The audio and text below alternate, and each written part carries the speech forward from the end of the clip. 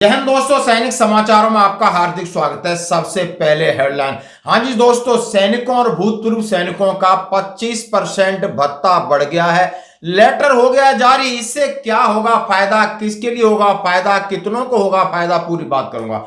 और मैं बात करूंगा आखिर एकदम युद्ध विराम क्यों हुआ, क्या है सस्पेंशन, खुलासा, बिल्कुल खुलासा, जिसको सुनकर के आपको लगेगा कि भारत ने सही किया या नहीं, यह आज जानना बहुत जरूरी है। और दोस्तों आप देख सकते हो कि एक जवान की खुशी समझ सकते हो कि एक जवान खुश किस में होता है, एक भारतीय सैनिक किस प्रकार खुश होता है, उसको क्या चाहिए, आज आपके सामने वो तस्वीर लाऊंगा। और त्याग क्या होता है, एक जवान जिसका पापा यानी 8 मई को देहांत हो जाता है, लेकिन वो कहां था और क्या हो रहा था, शायद ये तस्वीर आपको कहीं ना कहीं इस समाज को जो सोया हुआ है उसको जरूर कोई ना कोई प्रेरणा मिलेगी। तो दोस्तों सबसे पहले मैं बात करूंगा, हाँ जी दोस्तों, जैसे सभी का इंतजार है, एक लेटर है मिनिस्ट्री ऑफ डिफेंस की तरफ से और department of ex serviceman welfare की तरफ से, chief of the defence staff, chief of army staff, chief of naval staff, chief of the air staff, सभी के लिए लेटर निकला है कि आपका 25% भत्ता बढ़ गया है और इस भत्ते से आपको सीधा फायदा है। यह भत्ता आपको 6,750 था, अभी 8,438 हो गया है और इसका फायदा उठाएं। कब से है लागू। अब मैं बात करूंगा दोस्तों, 50% डीए हुआ, उसके बाद कुछ 7वें वेतन आयोग की शर्तें थीं कि 50% डीए को बेसिक पे और पेंशन में मर्ज कर देना चाहिए। क्या मर्ज हुआ? नहीं। क्या आपका चिल्ड्रन एजुकेशन अलाउंस बढ़ा? नहीं। क्या आपका हाउस रेंट अलाउंस बढ़ा 50% डीए के बाद? नहीं। क्या आपका टेक्निकल अलाउंस बढ़ा, इंस्ट्रक्टर अलाउंस बढ़ा, टीपीटी बढ़ा, एलटीसी बढ़ा? यानी 50% डीए के बाद जो शर्तें लागू होनी थी वो शर्तें लागू नहीं हुई। अब एक शर्त इन्होंने मानी है, अब वो एक शर्त है जिसको कहते हैं कांस्टेंट अटेंडेंट अलाउंस। बहुत सारे सैनिक, 1% सैनिक इसके बारे में जानते होंगे, लेकिन कुछ लोग हमें भेज रहे हैं कि साहब ये कौन सा अलाउंस है। बिल्कुल सही बात है, आपका सवाल सही है और मेरा जवाब इसको मैं सभी अपने भूतपूर्व सैनिक या सैनिकों को देना चाहता हूं कि ministry of defence, department of expenditure, department of ex service welfare ने, पेंशन विभाग ने लेटर जारी किया है। सीधा लिखा है कि constant attendant allowance enhancement for soldier regulation. I am direct to refer this department letter number so and so. पुराने रेफरेंस देते हैं और सभी उन्होंने कहा है जेएसयू अफसर सभी के लिए ये बराबर है। उन्होंने कहा डिपार्टमेंट ऑफ एक्सपेंडिचर ने ये मंजूरी दे दी है कि आप 1 जनवरी 2024 से आपका ये अलाउंस CAA 25% बढ़ गया है और ये 6,750 से 8,438 पर मंथ हो गया है। आप समझ गए जो मैं कह रहा हूं। Accordingly as per the government decision implementation of recommendation of the 7th CPC, the amount constant attendant allowance enhanced 25% from existing rate 6,750 से इतना इतना इतना। और ये बड़ी खुशी की बात है, इन्होंने अनाउंस बढ़ा है। लेकिन पहले तो खुशी की बात है कि हमें ये पता ही नहीं कि है क्या, किसके लिए लागू है। कह दिया कि पूर्व सैनिक, भूतपूर्व सैनिक, जितने पूर्व सैनिक हैं और सर्विंग सोल्जर हैं, कम से कम आपने लेटर इतना बड़ा निकाला तो इसके ऊपर मैं जानकारी हर कोई जवान जानना चाहता है। तो ये वो उनके लिए है कि सैनिकों और पेंशन भोगियों के लिए इसका क्या महत्व है।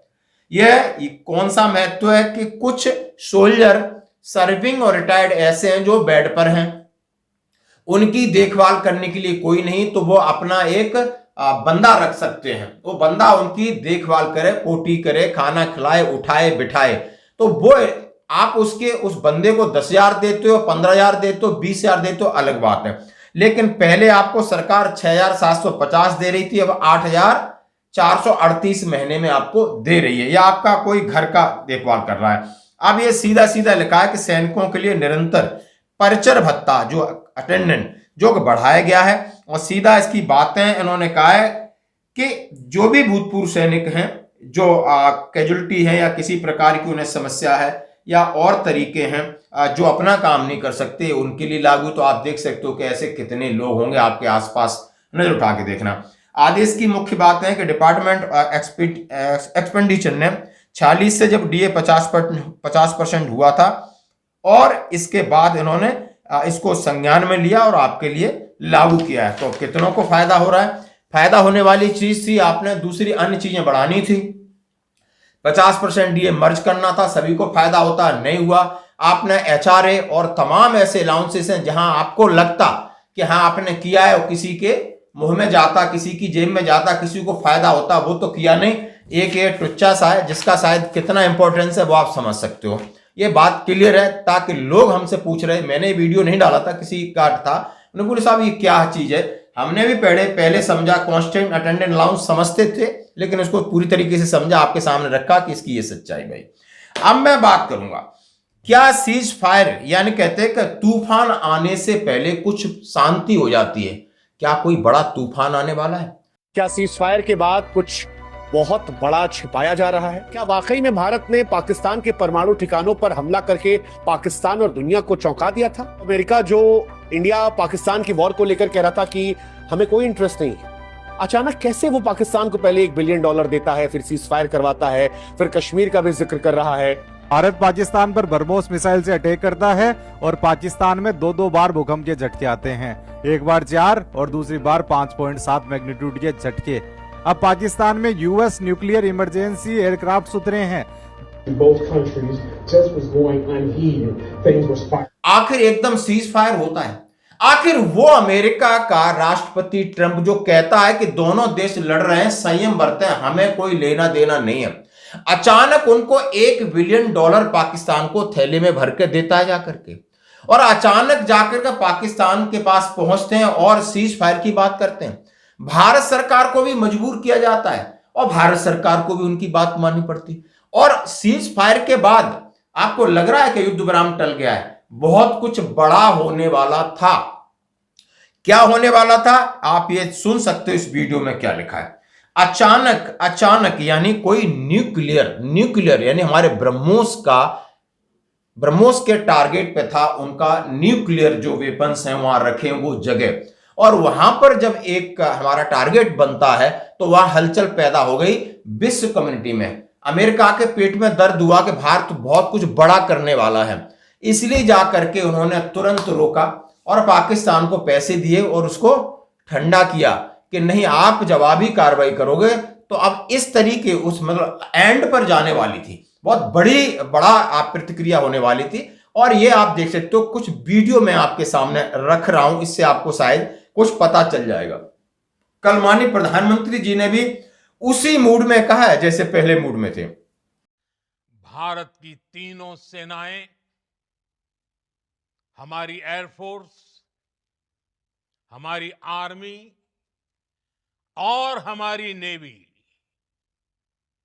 हमारी border security force BSF, Bharat के अर्धसैनिक बल लगातार अलर्ट पर है। सर्जिकल स्ट्राइक, रक्षा मंत्री हो, तीनों सेना प्रमुख हो, सेना को अलर्ट पर रखा है, चाहे आर्मी है, एयरफोर्स है, नेवी है, पैरामिलिट्री फोर्सेस हैं, कहीं कोई इस तरीके से हमारे स्टेटमेंट नहीं आ रहे हैं कि नहीं सब कुछ ठीक हो गया है और जाओ छुट्टी, अपना बोरिया बिस्तर बांधो, अपनी बैरकों में जाओ। नहीं, टेंशन पूरी है, बड़ा कुछ होने वाला है, मेंटली रहना होगा तैयार, और जो बकवास कर रहे हैं उनकी बातों पे नहीं जाना। दोस्तों अब मैं बात करना चाहता हूं, सेना, एक सैनिक क्या होता है, एक सैनिक को क्या मिलता है? हमेशा फौज में सिखाया जाता है सैनिक का सबसे बड़ा वेलफेयर होता है उसकी ट्रेनिंग, और उसको लड़ाई के लिए पूरे हथियार अच्छे चाहिए, उसको लड़ाई के लिए पूरे वेपन्स चाहिए, और पूरी जो चीजें चाहिए जो सामने वाले दुश्मन से ज्यादा हो, ये उसका वेलफेयर होता है, ताकि वो उस उद्देश्य को पूरा कर सके जिसके लिए भर्ती हुआ है। उस उद्देश्य को पूरा करते समय अपने देश की क्षति, अपने देश का नुकसान कम से कम हो, और यही एक्साइटमेंट आपको एक सोल्जर के द्वारा दिखाई देने, एक वीडियो है आप देख सकते हो, शायद आपने पहले देखा होगा। ये देखो बुलेट प्रूफ गाड़ी है, इसके अंदर माइंस चाहे कि ग्रेनेड कितना भी आप कर लो, ठीक है, कुछ भी नहीं होगा इसमें, ठीक है। दूसरा गाड़ी में क्या है, माइंस ग्रेनेड वगैरह लगाने से क्या होता है, गाड़ी उड़ जाता है, ठीक है। ये गाड़ी ऐसा गाड़ी है, इसमें कुछ भी नहीं होगा, फुल बुलेट प्रूफ गाड़ी है। सर एक हाँ, फुल बुलेट प्रूफ गाड़ी है, दिखा था अंदर का क्या था, ठीक है। ये देखो महिंद्रा ने बनाया, ये महिंद्रा ने बनाया गाड़ी, फुल बुलेट प्रूफ गाड़ी है, दिखा था अंदर का सिस्टम कैसा है, ये देखो एलईडी वगैरह सब कुछ लगा हुआ है, ये है एलईडी सब कुछ लगा हुआ है। ये कम से कम जो है 500 मीटर आगे से जो है कैच कर लेगा जो माइंस बिछा हुआ है, ठीक है। देख लो बहुत हेवी गाड़ी है, ठीक है। अंदर देख लो फुल बुलेट प्रूफ गाड़ी है, ठीक है। ये पीएम सीएम के पास भी ऐसा गाड़ी नहीं होता है। पीएम के लिए, पीएम इस गाड़ी में बैठ सकता है, सीएम के लिए भी नहीं है, ठीक है। और बड़े बड़े जो है आर्मी का जो अफसर है सांस फूल रहा है, ठीक है। ऑक्सीजन का काफी कमी है, देख लो, ठीक है। देख लिया फुल बुलेट प्रूफ गाड़ी है, ठीक है। ये महिंद्रा ने बनाया, ये देखो महिंद्रा का जो है सिंबल। Love you guys. आज इसकी जरूरत इसलिए पड़ी कि ये सोल्जर इस ऐसे लग रहा है, इतना खुश है जैसे इसको बहुत बड़ी गाड़ी करोड़ों की मिल गई हो और ये अपने शादी और बारात में लेके जाएगा, पिकनिक करेगा, जैसे कि हमारे लोग स्टेटस पे डाल के दिखाते हैं। एक टूटी फूटी गाड़ी ले लेंगे, टूटी फूटे होटल में खाना खाते हैं, स्टेटस लगा के दिखाते हैं। शर्म करो, ये अपना स्टेटस लगा के दिखा रहा है, आपको बता रहा है कि हमें आज बुलेट प्रूफ गाड़ी मिली है। इसमें ऐसे सेंसर लगे हैं जो 500 मीटर से पहले किसी भी आप माइंस को या किसी भी इस तरीके के चीजें जो हमें हानि पहुंचा सकती हैं उसको डिटेक्ट कर सकते हैं। उन्होंने कहा ऐसी गाड़ी सीएम के पास नहीं है, सिर्फ प्रधानमंत्री इस गाड़ी में बैठ सकता है। और कितने फकर के साथ कह रहा है, कितनी खुशी के साथ कह रहा है। आप इनोसेंसी भी देखिए सोल्जर की, इसको बोलते हैं पूरी तरीके से देश के लिए समर्पण होने की भावना। और यहां आप सेल्फी, एक कुल्फी खाते हो, सेल्फी लगाते हो, और ये अपनी ये सेल्फी लगा रहा है, ये देश की सेल्फी लगा रहा है और दिल से लगा रहा है। जरा जाग जाओ, जाग जाओ। और एक दूसरा सेक्रीफाइस की बात करूंगा। एक जवान राजाराम धनखड़ श्रीनगर में थे और 8 मई को क्या पता है सबको टेंशन थी, उनके पिताजी का देहांत हो जाता है। जवान वहां से मुखाग्नि देता है और वहां से अंतिम संस्कार में वीडियो कॉल के जरिए शामिल होता है। ये होता है व्यवस्था, ये होता है त्याग। यानी त्याग की सीमा आप समझ सकते हो कहां तक होती है। इंडिविजुअल जान का त्याग होता ही होता है, लेकिन उससे पहले जो तकलीफें होती हैं, अपने परिवार को छोड़ना, पिता को छोड़ना, बीवी बच्चों से दूर, इतना संघर्ष देश के लिए, लेकिन फिर भी सिकन्नी होती है। और आप लोगों के पेट में दर्द होने लगा है। कुछ मीडिया और कुछ अनाप शनाप इधर बकवास कर रहे हैं इस देश के और सेना के खिलाफ। बहुत गुस्सा आता है। धन्यवाद।